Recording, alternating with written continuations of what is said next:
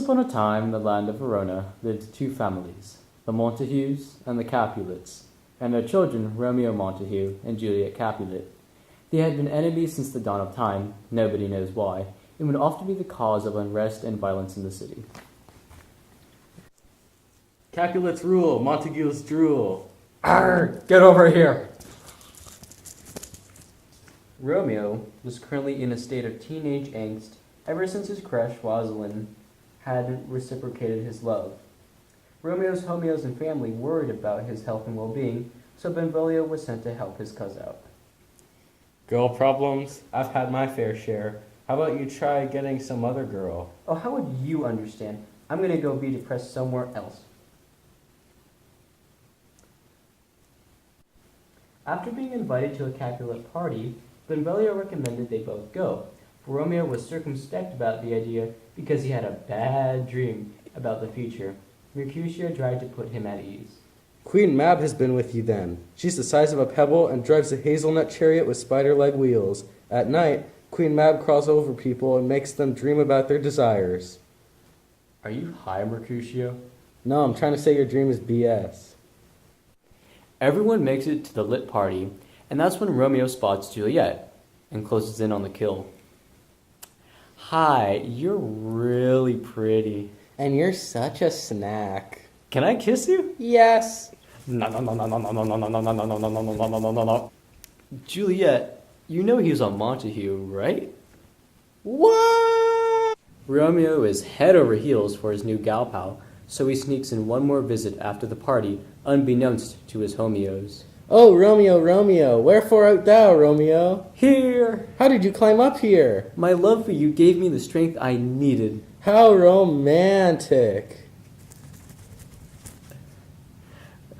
After smooching, Romeo and Juliet have the bright idea to get married, so Romeo hits up his holy father, Friar Lawrence, and casually asks him to marry the both of them. Hold up, what happened to Rosalind? Who? All those tears for nothing? For shame, man. I will only marry thee to bring your two families together. Romeo then returns to his homeos, only to then be beckoned by Juliet's nurse to inform her of the wedding plans. Juliet later comes to Friar's cell, and the two are happily married for about 2 hours. Benvolio and Mercutio are greeted by the saucy Tybalt, who wants nothing more than to get revenge on Romeo for sneaking on to the Evite list for the Capulets' party. Aye, gentlemen, may I have a word with one of thee? Why don't you just fight us already? Jeez. Romeo, thou is such a villain. Tybalt, I am no villain. You don't know who I truly am. Fight me then. Your words won't defend you. Ching! I'll fight you. Yeah. Mercutio takes one for the team, but is stabbed after being blocked by Romeo. He curses both the families and dies. Romeo becomes furious and shanks Tybalt, which leaves the Prince of Verona no choice but to banish him. This news is then told to Juliet. That seems extreme, but I mean, he is my husband. Oh yeah, he was banished too, but no biggie. Chill, I'll tell him to come see you. Nurse goes to Friar Lawrence to find Romeo. Friar tells Romeo to stop being an emo sissy and to go comfort Juliet. Romeo willfully agrees to do so. Once he leaves, Juliet is in the dumps, and to cheer her up, Lord Capulet decides to have an arranged marriage between her and Paris. Things go just as planned. I'd rather marry hated Romeo. You are a worthless, disobedient, impossible to love, useless sack of flesh. If you don't marry Paris, I will leave you on the streets to rot and die. To escape her parents, Juliet goes to Friar to get some advice. She awkwardly bumps into Paris and then presents her dilemma to Friar. I have a plan. You will drink this potion that will put you into a long nap, but you will look dead. When you wake up in the Capulet tomb, Romeo and I will rescue you. Juliet agrees to the plan and apologizes to her father, who immediately decides to have the wedding the next day. That night, Juliet takes the faux coma poison. I mean, how bad can it be? I'll do it for Romeo. The next morning, the whole family discovers Juliet's lifeless body and mourn over her, but the friar comforts them with some kind words. It is okay. She is in heaven now. Is that not what you wanted? We cannot grieve her. It is natural to cry, but we shall not. If you disturb the heavens, they could take more. In Mantua, Romeo wakes up from a wonderful dream foretelling some happy event. His servant, Balthazar, enters and relays to him what he expects to be happy news. Juliet is dead. Forlorn and desperate, Romeo seeks out the friendly neighborhood apothecary for some hardy poison. He finds the apothecary in an unfortunate state and offers him 40 ducats, about 4,000 US green ones, for his poison. I have poison, but it's unlawful to sell it. Looketh, man, I want to die, and you want to be rich. We both have what we need. My poverty, but not my will consents. Thanks, just to let you know, money causes more death than actual poison. Back in Verona, Friar Lawrence discovers his messenger, Friar John, was unable to deliver the letter to Romeo and realizes that he has done goofed. At night, Paris comes to mourn over Juliet at the Capulet tomb and lay flowers over her grave. I will decorate thee grave with flowers. Oh, how I mourn over you. Suddenly, his page notifies him of an oncoming visitor, and Paris hides within the night's cover. Balthazar, stand over yonder while I do my work. If you dare question my methods, I will tear thee limbs off and spread them all over this graveyard. Okay, sir. Went up his royal behind. Condemned villain, I apprehend thee. Thou must die. I must indeed. Please, sir, don't urge me to fury. I love thee better than I love myself.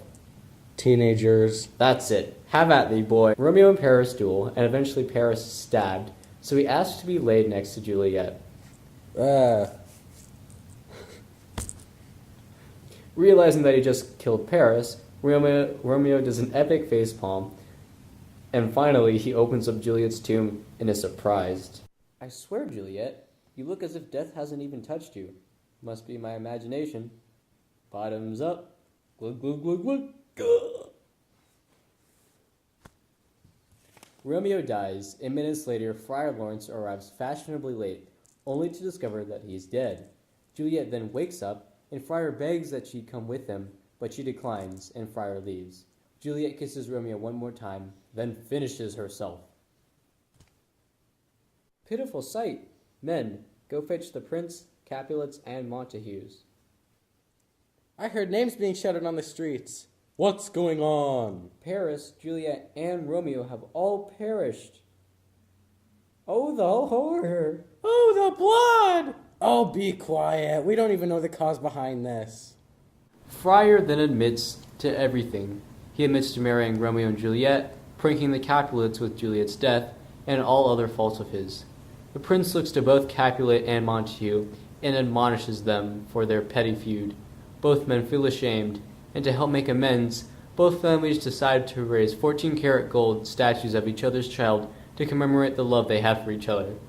This is the end of Romeo and Juliet.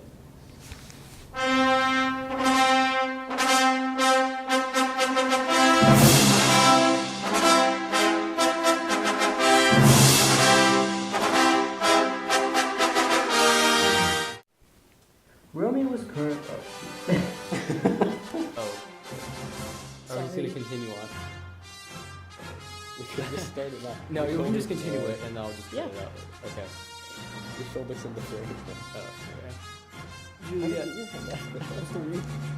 That seems extreme, but I mean, he is my husband. Oh yeah, he was banished too. No biggie. Jill, let's come tell. Oh crap. A plan. You will drink this potion. I can't do this. Oh my god. It's Romeo. That's it. Have at these, boy.